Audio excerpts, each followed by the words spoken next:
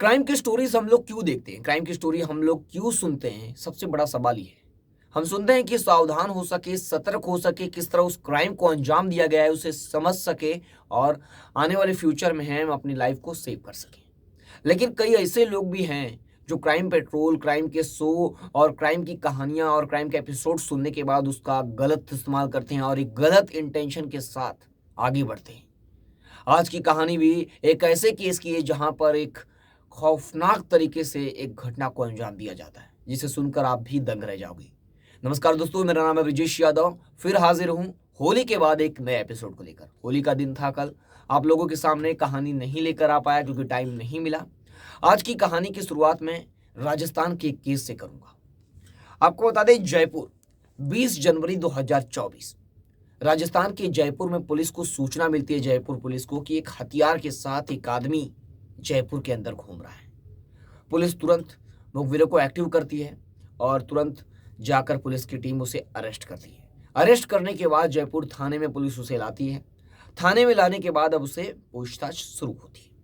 पूछताछ शुरू होती है हथियार के बारे में।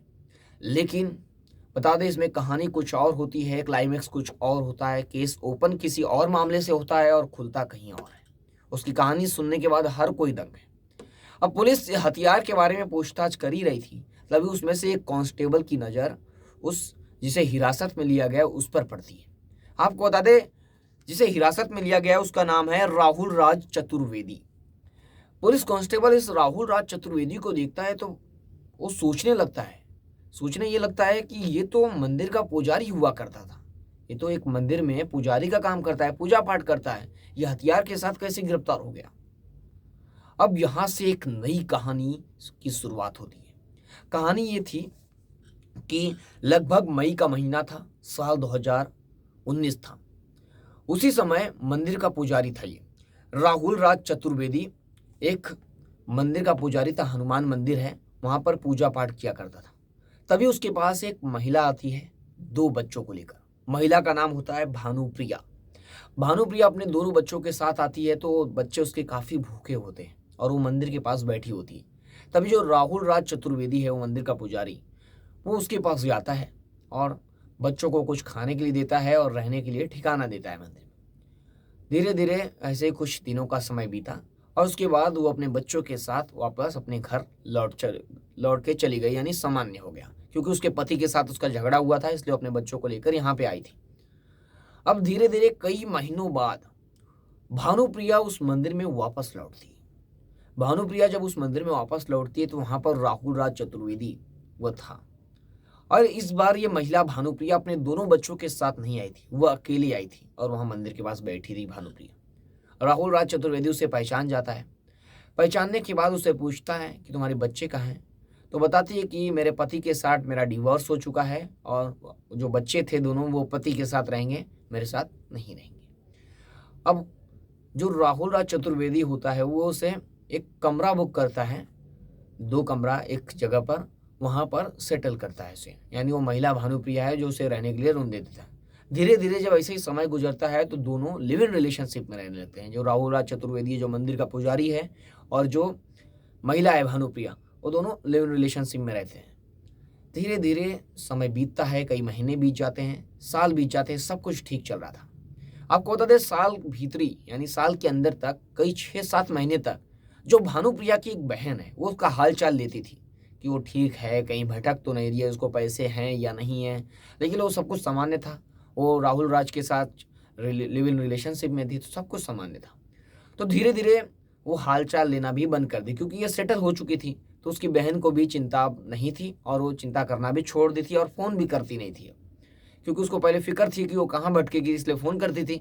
अब धीरे धीरे वो फ़ोन करना भी बंद कर देती। ऐसे ही समय गुजरता है, 1 साल का समय गुजर गया।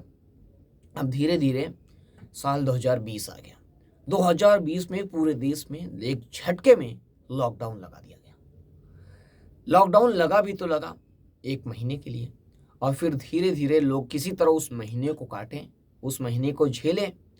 उसके बाद अचानक फिर प्रधानमंत्री नरेंद्र मोदी जी आए और दूसरे लॉकडाउन की घोषणा कर दिए। अब लोगों को उम्मीद नहीं थी कि ये लॉकडाउन खुलेगा। तो लोग जो भी जहाँ पर भानुप्रिया और राहुल राज रहते थे उसके आसपास कुछ लोग रहते थे, उस चौल में, उस एरिया, उस लोकेलिटी में, वो लोग भी धीरे धीरे अपने गांव लौट गए। अब उस चौल में, उस एरिया में सिर्फ राहुल राज और भानुप्रिया बचे थे। अब ये दोनों अकेला रहते थे, सब कुछ अच्छा चल रहा था। लेकिन अब धीरे धीरे समय बीतता गया और ये जो रिश्ता था वो अपना रंग दिखाने लगा। दोनों के बीच छोटे मोटे झगड़े होने लगे। छोटे मोटे झगड़े होने के साथ साथ भानुप्रिया को एक बीमारी थी, उसकी मिर्गी पड़ती थी। और उस मिर्गी को लेकर भी दोनों के बीच झगड़ा होता था। धीरे धीरे विवाद बढ़ता गया।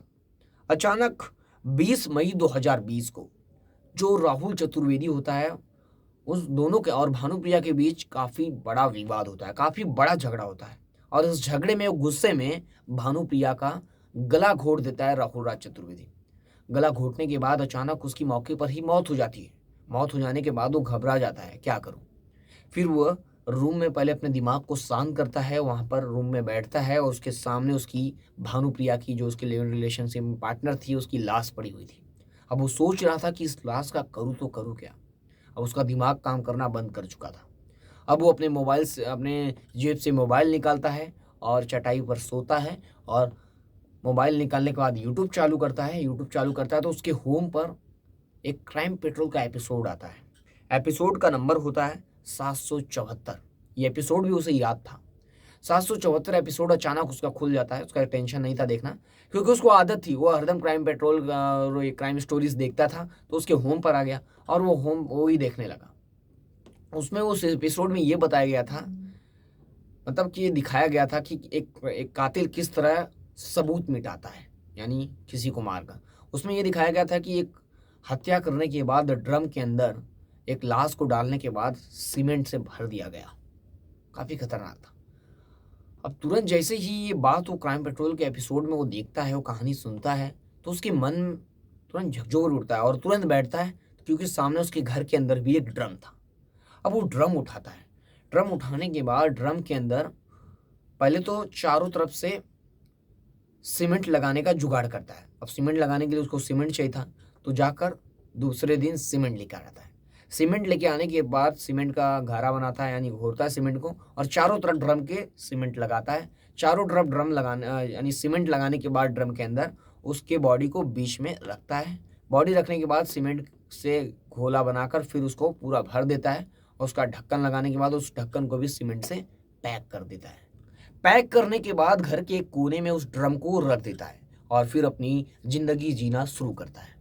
अब वो चैन की सांस लेता है, क्योंकि अब ड्रम से उसको ये यकीन था कि पुलिस उस तक पहुंच नहीं पाएगी। अब धीरे धीरे वो अपना समय, अपना काम धंधा चालू कर दिया, यानी वो चाय पत्ती बेचने का भी काम किया करता था जयपुर के राजसमंद में, वो भी चालू कर दिया। अब धीरे धीरे समय गुजरता गया। 2022 आ गया, 2 साल बीत गए। 2022 के अंदर उस घर के अंदर से बदबू आने लगी। जो वहाँ का मकान मालकिन थी, जो मकान मालिक था, दोनों पहुंचे, दोनों पति पत्नी पहुंचे और देखे कि घर के अंदर से बदबू आ रही है, बहुत तेज बदबू। तो ये लोग राहुल राज चतुर्वेदी को फोन किए, क्योंकि वो घर से बाहर रहता था। ये दोनों उसको फोन किए और बताया कि घर के अंदर से बहुत बदबू आ रही है, लगता है कुछ मरा है घर के अंदर। फिर ये तो जानता था कि मामला क्या है। फिर ये हाँ बोलता है कि मैं आऊँगा तो चेक करूँगा, ऐसा बोल देता है। और उसके बाद ये घर आता है, क्योंकि मामला काफ़ी बड़ा भी हो सकता था अगर सबको पता चलता है। तो ये हाँ स्वीकार करता है कि मैं घर आता हूँ और उसे देखता हूँ क्या है। फिर घर आता है और इसे पता था, क्योंकि गर्मी का मौसम धीरे धीरे बढ़ रहा था, तो जो ड्रम था, ड्रम के नीचे का हिस्सा वो किसी तरह घिस चुका था या ख़त्म हो चुका था। तो उसके अंदर से खून रिसाव हो रहा था और उसी गलती ने, यानी वो ड्रम सड़ा हुआ था थोड़ा, फिर उसी में खून रिसाव हो रहा था और धीरे धीरे वहीं से बदबू फैलने लगी थी। अब उसने सीमेंट तो चारों तरफ लगाया था ड्रम के आजू बाजू, लेकिन वो नीचे का जो हिस्सा था उसके अंदर सीमेंट नहीं लगाया था। सबसे बड़ी गलती उसने ये किया था। अब उस इतना वजन ड्रम में, जिसमें एक बॉडी भरी हुई है और सीमेंट भरा हुआ है, 200 लीटर का ड्रम होता है, उस ड्रम को अकेला कहीं लेकर जाकर फेंकना भी नामुमकिन था। उसको फेंक नहीं सकता था, उसको किसी का सहारा लेना पड़ता, और सहारा लेता तो उसे बताना भी पड़ता कि इसमें क्या है या बदबू क्यों आ रही है और ड्रम के अंदर भी सीमेंट क्यों भरा है और खून भी निकल रहा है। तब ये मकान के जो मालिक हैं उसे ही बुलाता है और अपने राज की बात उस मकान मालिक को भी बताता है कि ऐसा ऐसा बात है, ऐसा ऐसा हुआ था 2 साल पहले। अब मकान मालिक भी क्या करता है, वो भी फंसना नहीं चाहता, उसके रूम में ये सब हुआ है, वो भी साथ देता है। ड्रम को बाहर लाने के बाद ये लोग सुनसान जगह पर ले जाते हैं। सुनसान जगह पर लेकर जाकर उस ड्रम को खोलते हैं, यानी किसी तरह उसकी बॉडी को बाहर निकालते हैं, क्योंकि नीचे हिस्से तो सीमेंट लगाया नहीं था। बॉडी को किसी तरह वो निकालता है बॉडी को, और वहाँ पर पेट्रोल लेकर जाकर उस बॉडी को जला देता है। बॉडी को जलाने के बाद कुछ हिस्से बचते हैं, उसे नज़दीकी नदी होती है उसके अंदर प्रवाह कर देता है, यानी बहा देता है, और उसके बाद ड्रम भी जला देता है। यानी सब कुछ, जो भी बॉडी थी, जो भी सबूत था, जो भी ड्रम था, सब कुछ खत्म हो चुका। अब फिर धीरे धीरे समय गुजरता गया, समय गुजरता गया, किसी को भनक तक नहीं लगी, और 2 साल का समय गुजर गया। 2024 आ गया, 2020 में मर्डर हुआ था, किसी को कुछ पता नहीं है। 2024 में मई का महीना था। 2024 में इसी जनवरी के महीने में 2024 में 24 जनवरी को उसे गिरफ्तार किया जाता है। गिरफ्तार इसलिए किया जाता है क्योंकि वो अवैध हथियार थे उसके पास, और उसे कांस्टेबल पहचान लेता है और एक पूरी कहानी सामने निकल कर आती है। अब पुलिस उसे एक नए केस में गिरफ्तार तो कर ली क्योंकि उसने एक मर्डर किया है, लेकिन पुलिस के सामने क्या सबूत है कि उसने एक मर्डर किया है? वो पुलिस के दबाव में, या पुलिस ने कुछ भी कहा होगा, उसने पहले तो तोते की तरह मीडिया के सामने आकर इस पूरी कहानी को बताया कि मैंने ऐसे ऐसे इस घटना को अंजाम दिया। लेकिन जब उसे वकील मिल गया तो उसकी कहानी बदल गई। वो अलग अलग तरह के बयान देने लगा, नए नए स्टेटमेंट दे रहा है वो। अब पुलिस के सामने सबूत रहने चाहिए कि उसे आरोपी सिद्ध करें। 4 साल का समय गुजर गया है, कोई सबूत नहीं, कोई भी एविडेंस नहीं है उसके पास कि उसे आरोपी सिद्ध किया जाए। अब वो नए नए बयान दे रहा है, वो स्वीकार भी नहीं करेगा कि उसने मर्डर किया है, क्योंकि अब उसे वकील मिल गया है, क्योंकि पुलिस के पास कोई सबूत भी नहीं है। अब पुलिस जो भी सर्कमस्टेंशियल जो भी एविडेंस है उसके जरिए ही इस जांच में आगे बढ़ सकती है। अगर पुलिस के पास सबूत नहीं मिलते हैं, पुलिस को सबूत अब मिलना भी मुश्किल है, क्योंकि ड्रम 2 साल पहले कहाँ उसने जला दिया, उसके बाद बॉडी को कहाँ पे उसने जलाकर बहा दिया, जो भी सड़ी गली बॉडी बची थी। अब पुलिस उस केस में क्या करेगी? अब उसके पास सिर्फ 2 ही जन का स्टेटमेंट है, वो मकान मालिक का और उसके बाद उसका खुद का, क्योंकि ये दोनों स्वीकार किए थे। लेकिन बाद में वकील मिलने के बाद अब ये बदल रहे हैं, इनका स्टेटमेंट बदल रहा है। अब यही दोनों बचे थे, अब ये दोनों स्टेटमेंट भी बदलेंगे तो सबूत भी नहीं है। अब देखते हैं इस केस में आगे क्या होता है। ऐसी लेटेस्ट कहानियों के लिए सुनते रहे हमें लगातार। फिर मिलूंगा एक नई कहानी और एक नए केस के साथ, तब तक के लिए जय हिंद।